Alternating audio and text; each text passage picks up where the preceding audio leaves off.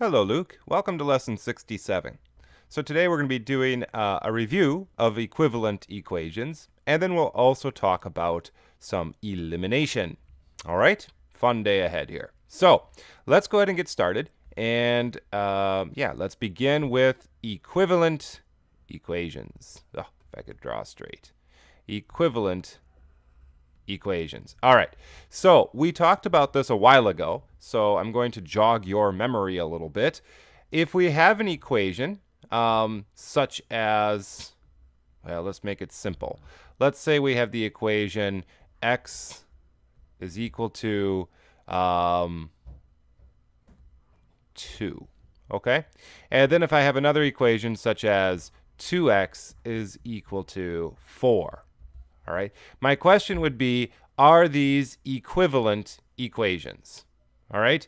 And what I mean by that is, are all of the solutions for this equation also the solutions for this equation? And are all the solutions for this equation also the solutions for this equation? So in other words, do they share the same solution set? All right. So if we look at this first one, it's already solved for us. X is equal to 2. So we know that the number, you might say, that's hiding behind the x, or that's being represented by the x, is a 2. All right, so the solution set is pretty simple. It's just a 2. Okay, there it is. That is the set of solutions for this particular equation. It's the only solution. If I plug in anything else for x, I'll end up with a false equation, obviously. All right, so this one, what is the solution for x? Well, here we could actually solve the equation. So if we divide both sides by 2, we end up with x is equal to 2, and so the solution set for x is just a 2. So again, we have the same solution set. It's the only solution. If I plug in anything other than a 2 for this x, I won't end up with a 4, and so it wouldn't be a true equation. So the only solution is a 2.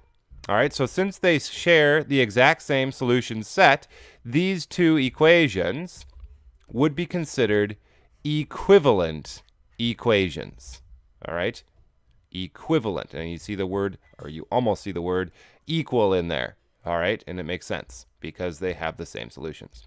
All right, now let's take a look at this one over here. Here I have x plus 2 is equal to 6 and x squared is equal to 16.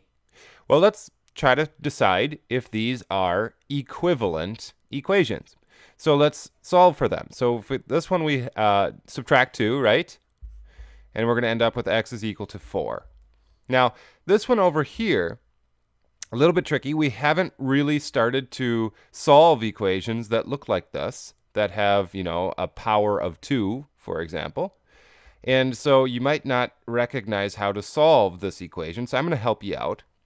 Let's just think about what squared would give us 16.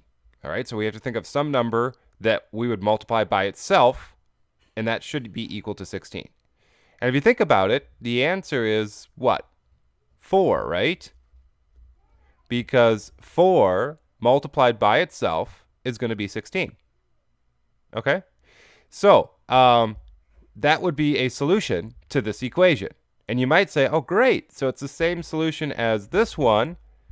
So they're equivalent equations, right? Well, no, actually.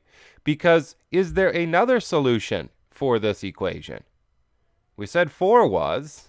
Is there another number that I could multiply by itself to give me 16? The answer is yes, there is. Another number that would work would be x is equal to a negative 4.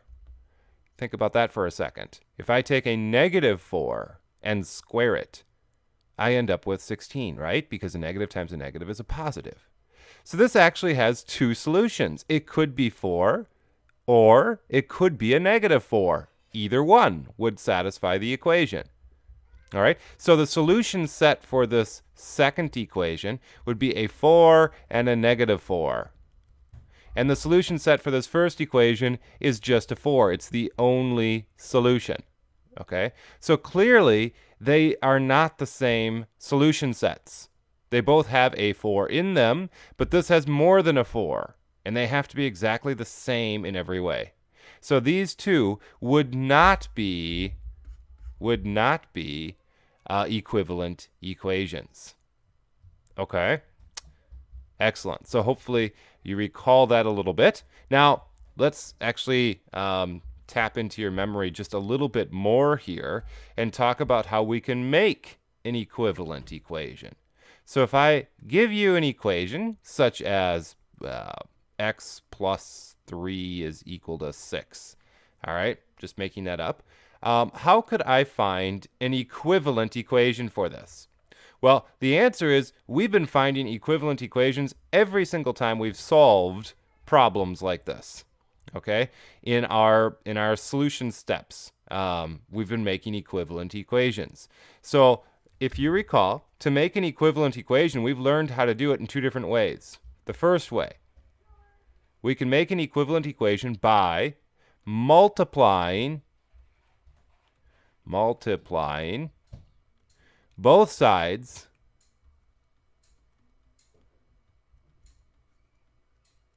by the same, and I'm just going to say same thing. It could be a number, it could be a variable. Multiplying both sides by the same thing, okay? Another way is to add something to both sides.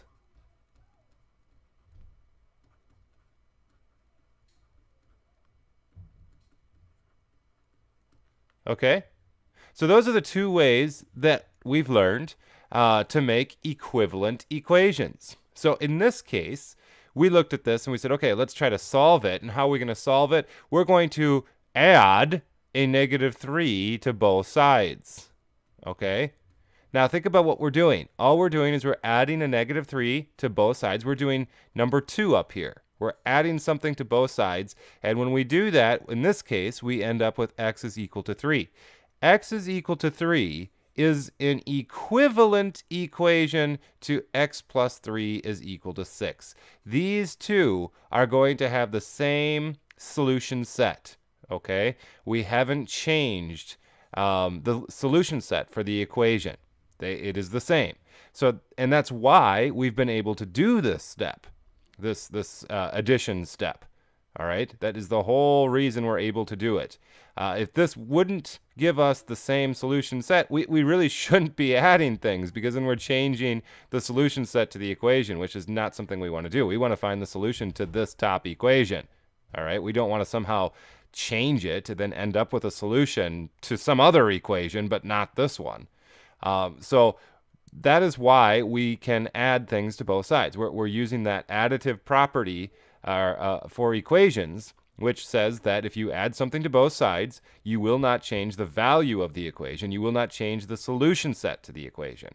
So this creates a equivalent equation by adding -3 to both sides.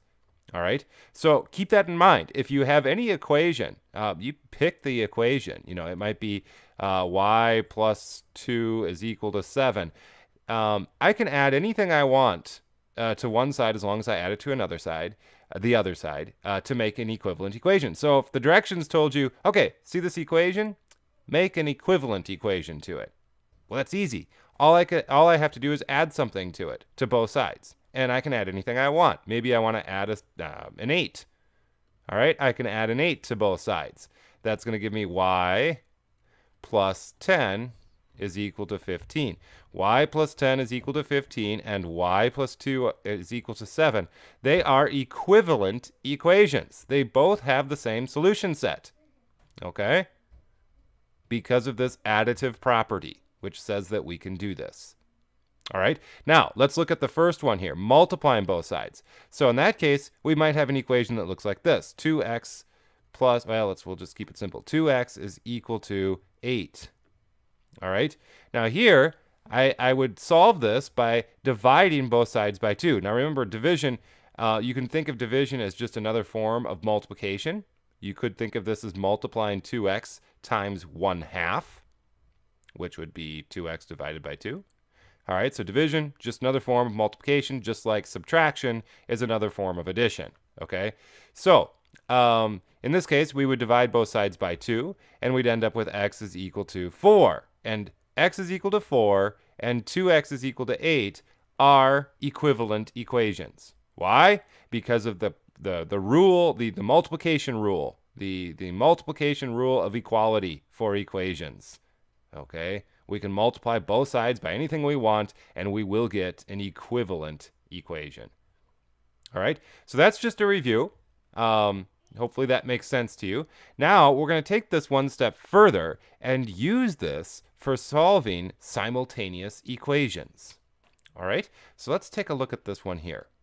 All right. So we have two equations, and let's say, we're told that we need to find the solutions for these two simultaneous equations. And the first thing that we are going to assume when doing this is that this first equation is indeed an equivalent equation to the second equation. If they were not equivalent, well, we wouldn't be able to solve them. All right. So we're just assuming that the textbook knows what they're doing. And when they put these braces here and say this is a simultaneous set of equations, we're going to assume that they are equivalent equations. In other words, that there is a solution to it. Now, later on in the book, we'll talk about what happens if we have two equations that don't have a solution, where they're not equivalent equations. But for right now, we're going to assume that these two equations are equivalent. All right? That's just an assumption we're going to make right off the bat. Now, up to this point, we've been solving these equations by using the substitution method. Substitution method. Okay? And you might recall, or hopefully you do recall, how we would do that. So if we have something that looks like this, if we have x is equal to 2y plus 3, and then if we have, let's say y plus 3x is equal to 6. Something like this. And they give you as a simultaneous set of equations. We would solve it by recognizing that, oh, okay, x is equal to the 2y plus 3. So we're just going to plug in this 2y plus 3 into the x right here. Okay? So that would give us the equation y plus 3 times x, but we say x is equal to 2y plus 3. We're plugging that in, is equal to 6. And then we have an equation with one variable now, the y, and we know how to solve equations with one variable. So then we could solve this equation, get the y, and then go back up and solve for x and get the x, right? That's a really fast rundown on the substitution method, okay? But today, we're going to look at a different method. We're going to look at what's called the elimination method. Elimination method. Okay, it's another way to solve these simultaneous equations. Now, when we talk about these two methods, generally speaking, there isn't one method that's better than the other method. All right, you can use either one of these methods, but for any particular problem, usually there's one method that's going to be easier. You'll arrive at the solution faster. So it's really, it kind of involves a strategy. You kind of need to look at the problem and then strategize and say, okay, which method would work better for this particular problem? The elimination method or the substitution method? And then make a choice and then solve it accordingly. All right, so there is no right or wrong method here, but there usually is an easier method. Okay, so with that being said, let's look at what the elimination method is. The elimination method involves what we just talked about, and that is I can add anything to both sides of this equation, this top equation, and it won't change the solution set. Okay, likewise, I could add anything I wanted to the bottom equation to both sides, and it wouldn't change the solution set. So with that in mind, what we can do in this case is we can actually combine these two equations. If I kind of take these two equations and just throw a line underneath it here, and maybe a plus sign right here, I'm just going to take the top equation and I'm going to add it to the bottom equation. All right? Now, can I do this without changing the values of the solutions? Absolutely. Why? Because I'm just adding things to both sides. Okay? That's all I'm doing. All right? So if we add these two equations up, we're going to end up with 8 plus 4 is 12. 2y and a negative 2y is a 0. That's the cool part. They actually eliminate each other. All right? And then 5x plus 6x, or 1x is going to be 6x. Okay? So by combining these two equations through addition, I actually eliminate one of the variables. And that is why we call this the elimination method, because we're eliminating the y in this case. All right? Now I've got this equation here. This equation is an equivalent equation to these top two equations, meaning all three of these equations have the same solution set, all right, through the additive property of equality for equations. Okay, so knowing that, we can easily solve this last equation for x and get a solution for x. So let's do that. So if we take 6x divided by 6, 12 divided by 6, we end up with x is equal to 2. And there we go. We now have a solution for x. Now, of course, we're not done yet because we need to find the solution for y as well. But the lion's share of the problem is done at this point. Now all we have to do is go back up and solve for x. So choose an equation of these top two. I'm sorry, solve for y. So choose an equation from the top two that you'd like to plug in the x. And I'll choose the first one. So instead of x, I have a 2 now, plus 2y minus 8, or excuse me, equals 8. And we can now solve for y. So we subtract 2 from both sides, and we end up with 2y is equal to 6. Now if I divide both sides by 2, I'm going to end up with y is equal to 3. All right? So we end up with a solution set of a x is equal to 2. We write him first, and then a y is equal to 3. That is our solution set for this particular set of simultaneous equations. Okay? So you can see how kind of easy that was. Now, if I were to solve this using the substitution method, I could certainly do so. It would just be maybe a little bit more work in this case. The reason the elimination method worked out so nicely is because I looked at the two problems and I recognized right away that if I added the two equations together, this y is going to be eliminated. And if you ever see that, oh, look at this. If I add these two up, they're going to eliminate each other. Definitely go the elimination method because it's a lot faster. Okay? But maybe just to kind of show you that both ways would work, if I were to solve it using the substitution method, well, I might solve for x first. That might be the easiest way to do it. This equation here, I could solve it for x by subtracting the 2y from both sides, right? And I would get x plus y, 2y minus 2y crosses out, is equal to 8 minus 2y. Okay? And then knowing what x is equal to, I can plug this in to the x down here, right? And I'd end up with 5 times an x, which we know is 8 minus 2y. Minus 2y is equal to 4. Now I have to multiply all this out. I have to use the distributive property for this 5. 5 times 8 is 40. 5 times a negative 2y is a negative 10y. And then I have the minus 2y is equal to 4. So I end up with 40, combining like terms here, minus 12y is equal to 4. Now if I subtract the 40 from both sides, I end up with negative 12y is equal to negative 36. And then I have to divide both sides by negative 12. And I end up with y is equal to 3. Oh, there. We made it. Y is equal to 3. But look at all the work that I had to go through to get to that y is equal to 3. This way was much faster. You know, I got there very quickly with hardly any work at all. All right? So that is the benefit of using the elimination method if the problem presents itself to the elimination method. Okay? Excellent. So let's move on. What happens if we have a problem like this? So here, let's say I want to use the elimination method, okay? If we look at the problem, it's not like the last problem. If I look at the variable terms, the 2x and the 3x, if I combine those, it doesn't eliminate one of them. If I have the negative y and the positive 4y, if I combine those, it doesn't eliminate one. So not as straightforward as the last problem, As a matter of fact, you could try to use the substitution method in this case. However, I still think in some ways it's easier to do the elimination method. And there's just another step, though, that we need to do. So what we want to do is strategize how we could manipulate one of these equations so that when I add them, one of the variables would be eliminated. Okay, that's again the goal. We're trying to eliminate one of the variables.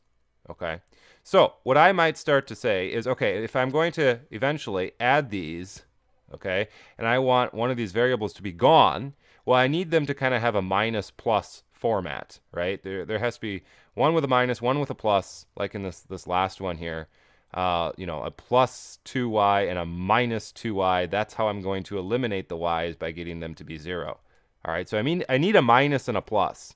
And if I look at my variables, I have x's, which are both positive, and then I have the y's, which I have a positive and a negative. So that's good.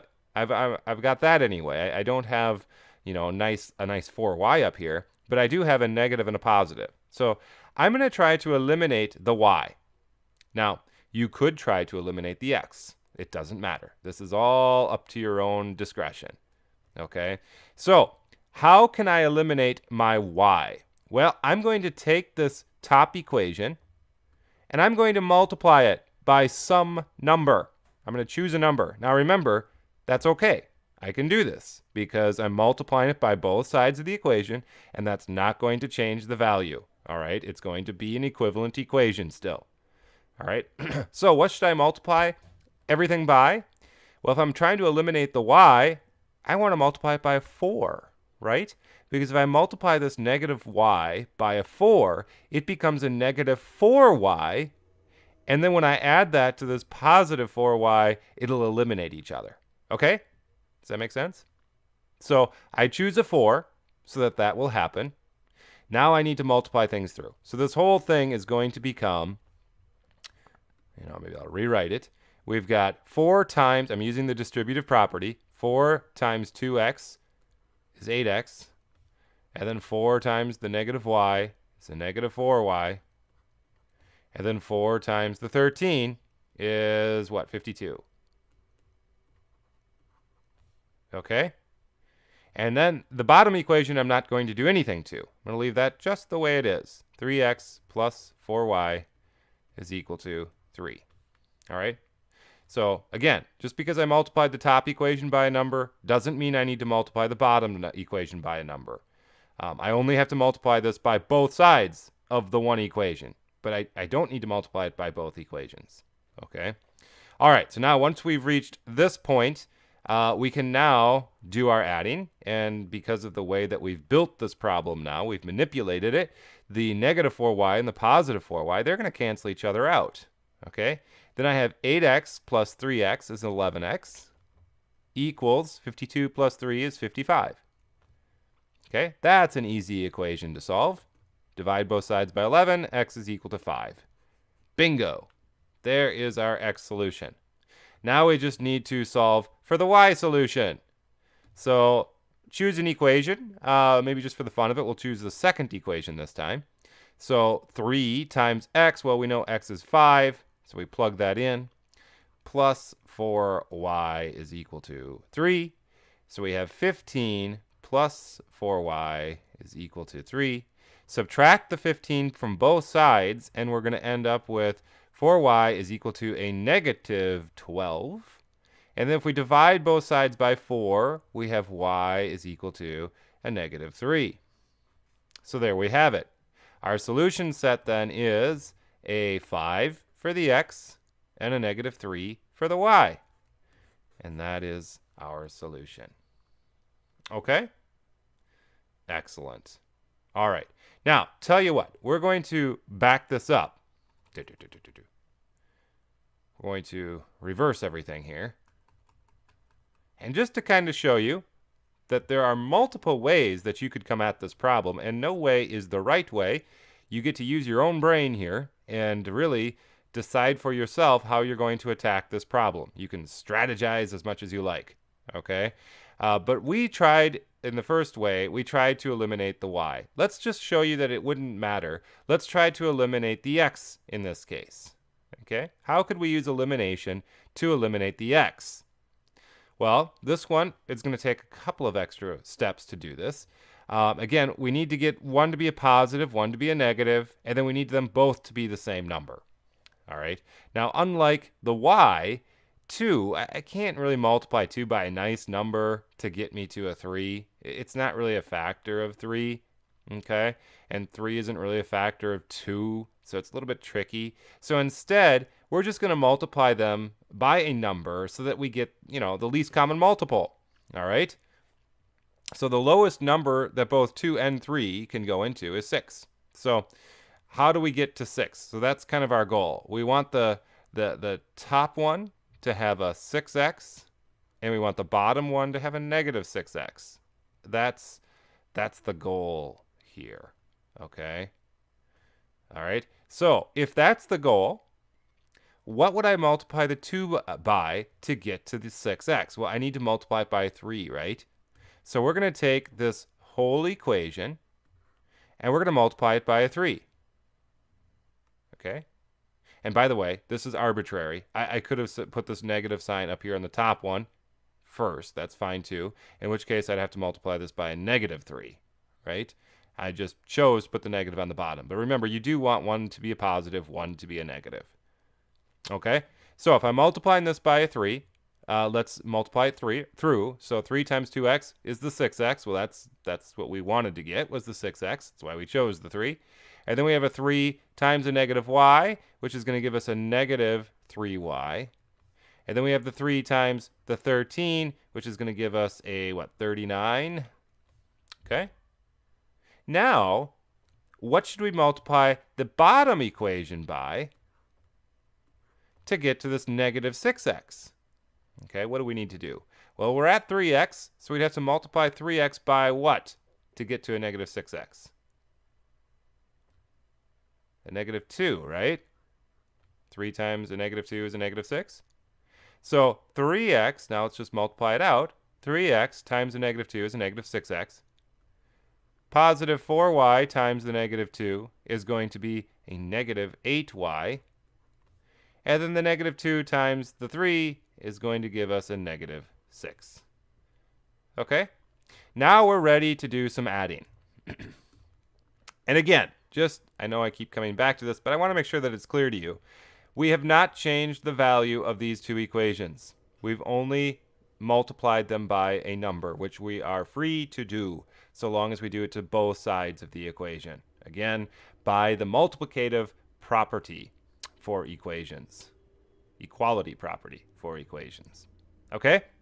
All right, so let's combine these. So we have a 6x and a minus 6x. Well, they're going to eliminate each other. That's by design. That's perfect. We wanted the x's to go away. Now we have a negative 3 and negative 8 is a negative 11y is equal to 39 minus 6, which is 33. So if we divide this out, we end up with negative 3. All right, so taking that one step further, we can now solve for the x. And if we solve for the x, we'll plug in the y. We'll choose the top equation this time. So 2x minus y, which we know is a negative 3. So we plug that in, negative 3 for the y, equals 13. And 2x minus 3 is going to be 2x plus 3. It's equal to 13. Excuse me, 2x. And then if we subtract the 3 from both sides, we end up with 10. And then x is equal to 5. And this is the exact same solution that we arrived at previously. So we have a 5, negative 3 as our solution. So again, it doesn't matter which variable you choose to eliminate. The first way we chose to eliminate the y, it seemed a little bit easier because we only had to multiply the top equation by something. But we could have also chosen to eliminate the x by multiplying the top and bottom equation by something so that we would be able to eliminate the x's. All right? Excellent. So let's try another one here. Again, we're going to use elimination to solve for these. And I want you to pause the video, try this one on your own, and then we'll look at it together.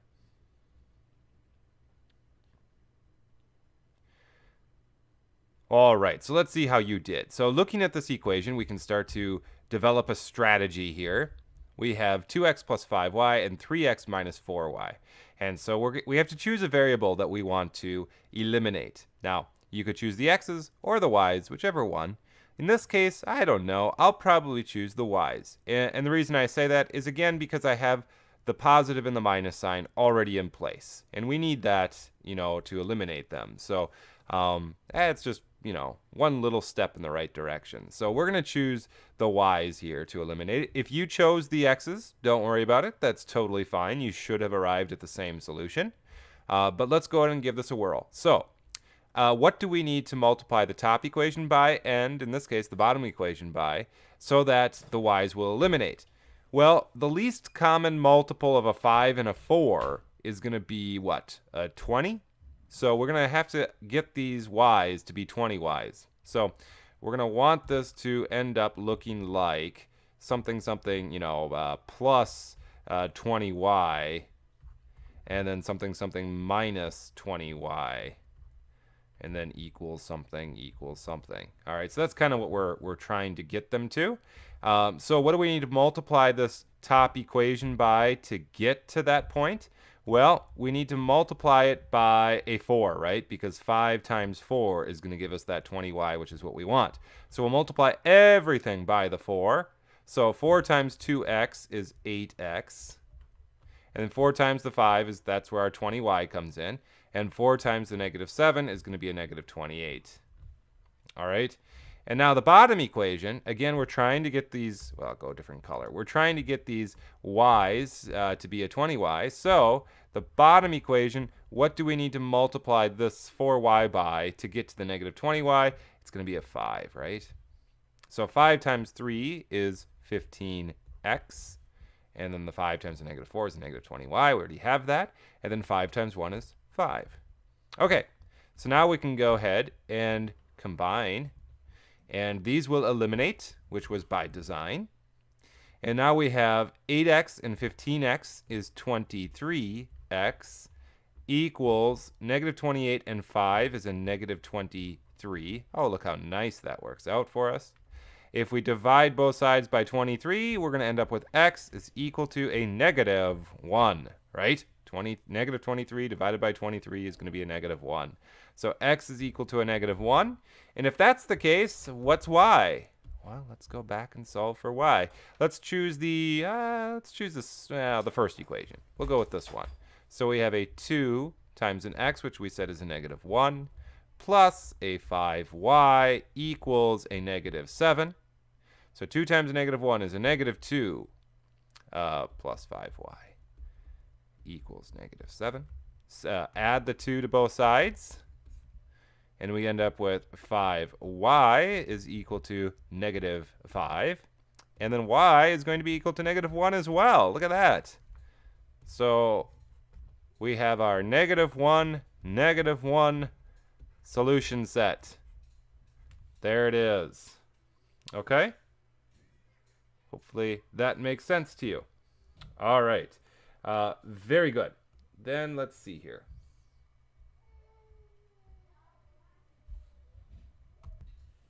All right, so I think that should about do us.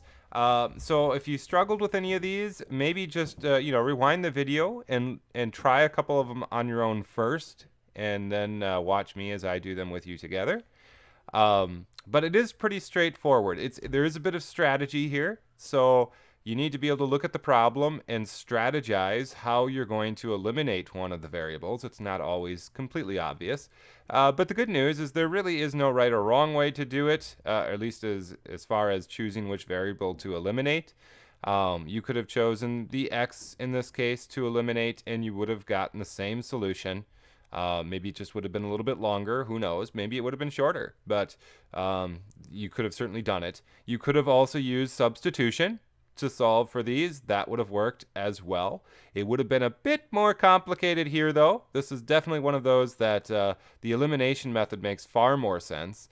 And the reason being is if you were to use the substitution method, you would end up having to deal with fractions. Okay? That always makes things messier. So for example, if you said, okay, well, let's solve for x for this top equation, and we'll use that using substitution to plug it into the next equation. Well, think about what would happen. You'd have 2x plus 5y is equal to a negative 7. And now if you're solving for x, we're going to subtract the 5y from both sides. So you're going to have negative 5y minus 7 on the one side, 2x on the other side. And then you're going to have to divide everything by 2. So if you divide everything by 2, you're going to end up with negative 5 halves y minus 7 halves. And that's just nasty. We just have these nasty fractions in here. Now you're going to have to take this x value here and plug that into the second equation's x location. And now you've got a 3 that's going to be multiplied in through all these fractions. It's just a mess. It's just a mess. So if you ever are working on a set of simultaneous equations like the simultaneous equations, and you chose to use the substitution method and things are really getting messy, you might just want to stop and go back and try it again using the elimination method, because there's a good chance that the elimination method is not going to be as complicated. It won't have all of these fractions and everything else going on in there. Okay? Excellent. Very good. We will stop here today. Good luck with these problems, and we will be doing lots more of these in the future. So get them down pat. And I will see you tomorrow.